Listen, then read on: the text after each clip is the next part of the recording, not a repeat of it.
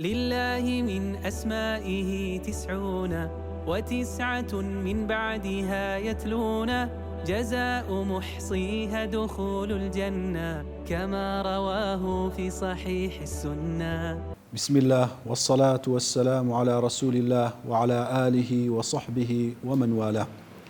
یەکێکی تر لە ناوە جوانەکانی خوای پەروەردیگار ناوی پیرۆزی ئەلقادیرە. ئەلقادیر یان ئەلقەدیر هەردووچی لە قورئان داهاتیە.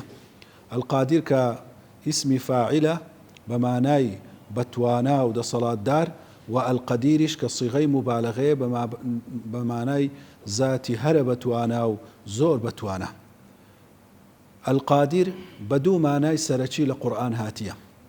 بەمانای یەکەم بەمانای ئەو زاتەی کە ئەندازەگیری تەقدیری لە بۆ هەموو شتێکدانایە، هەموو شتێک بە وردی بە ئەندازەیەکی دیاریکرا و تەقدیری کردیە کاتێکەوە دروستی کردیە. وەکو خوای گەورە کاتێک باسی دروستکردنی ئینسان دەکا کە لە دڵۆپە ئاوێکەوە و پاشان ئەو قۆناغانەی بەسەر کۆرپەڵەدا دێ لە ناو ڕەحمی دایکیدا فەرمی فەقەدەرنا فەنیعمە القادیرون. ئێمە ئەندازە گیریمان لە بۆ کردیە، هەمووی بە ئەندازە بە کات بە ڕێژەیەکی زۆر ورد و بەدیقەتە. ئەدنا کەمترین تێکچوونی ئەو ڕێژانە ئەو نەتیجەیە ئەو ئەنجامە ناداتە دەست. فەنیعمە القادیرون. ئێمە کە ذاتی ئەڵڵایە سوبحانە وتعالە چاکترین ئەندازە و نەخشەدا ڕێژەرە خدای گەورە سوبحانە وتعالە. یان کاتێک باسی شەو و ڕۆژ دەکا فەرمیێ والله يقدر الليل والنهار. خوای گەورە ئەندازەی شەو و ڕۆژ دادەنێ. دەبینی شەو کورتە دوایە درێژ دەبیتەوە، دوایی ڕۆژ درێژە و کورت دەبیتەوە، هەمووی بە ئەندازەیەکی دیاریکرا و ساڵانە دەسوڕێتەوە. کەواتە ئەو خودایەیەکەوە هەرچی دروستی کردیە بە ئەندازەیەکی زۆر ورد و ڕێک و پێک دروستی کردیە. هەر خەلەلەک لەو ئەندازە گیریەی خەلەل دروست دەبی لە سیستەمی ئەو کەونەی و ئەو کەونە تێک دەچیتن.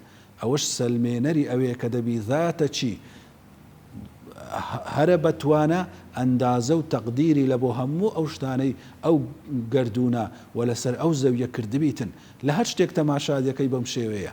تەماشا بکەن ئەگەر یەک جۆر لە زیندەوەران هاوسەنجی نەمینێت و لەسەر ئەو زەویەی کێشە دروست دەکاتن، ژیانی ئەو مرۆڤەی لەسەر زەوی تێک دەداتن.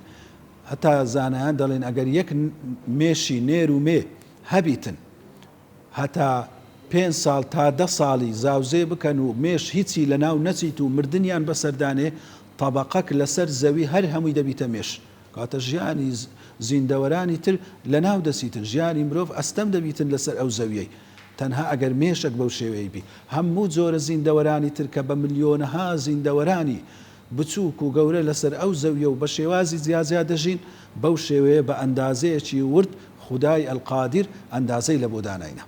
ومانای دووەم بە مانای ئەو زاتەی کەوا خاوەنی هەموو توانا و هێز و دەسەڵاتێکە کە خوای گەورە هەموو هێز و دەسەڵاتێکی هەیە وەکو دەفەرمێ قل هو القادر على أن يبعث عليكم عذابا أو يلبسكم شيعا ويذيق بعضكم بأس بعض. ئەو زاتەیەکەوە قادرە خاوەنی توانا و هێز و دەسەڵاتە کە سزاتان بەسەردابینی. ئەی ستەمکاران، ئەی خراپەکاران، ئەی بێ باوەڕان، ئاگادار بن خودایەکی قادر لەسەر سەرتانە و هەموو دەمێ دەتان بینی و ئاگادارتانە. ئەگەر ئێستا مۆڵەتێکی کاتی پێداینە لەبەر حکمەتی خۆیتی، ئەگەر نا هەر هەمووتان دەگەڕێنەوە لە بۆ لای ئەو زاتە بەهێز و بەدەسەڵات و بەتوانایی. کەواتە دەبی ئێمە بزانین هەرگیز هێز و دەسەڵات و توانای هەر کەسێک کە بەسەر غەیری خۆیدا خوای گەورە توانایەکی دایتێ، ئەو توانایی لە خراپە لە ستەم لە زیان گەیاندن بەکارنەینی. کەسێکەوە توانای بەسەر ماڵ و مناڵی خۆیدا هەیە، کەسێکی تر کە توانای بەسەر دائیرەیەکدا هەیە، کەسێک کە توانای بەسەر میلەتێکدا هەیە، هەمیشە ئەوەی لە یاد بی کە زاتێکی زۆر بەتوانە لەسەر سەروی وی ئاگاداری هەموویتی و بەتوانایەکەوە لە هەر کاتێک سزای بەسەردابینی و لە ناوی ببا و هێز و دەسەڵاتی لێ بستێنیتەوە. هەروەکو لە سەردەمی پێغەمبەر عەلەیهی سەڵات وەسەلام، پێغەمبەر عەلەیهی سەڵات وەسەلام کەسێک دەبینی کە لە یەکێک لە خزمەتکارەکانی دەدا پێغەمبەر صلی الله علیه وسلم پێی دەفەرمی خوای گەورە قادیرترە بەدەسەڵات و بەتواناترە لە بەرامبەرە و کە ئەتوو دەسەڵاتەکەت بەسەر ئەو خزمەتکارە و ئەو بەندەیەیدا هەیە.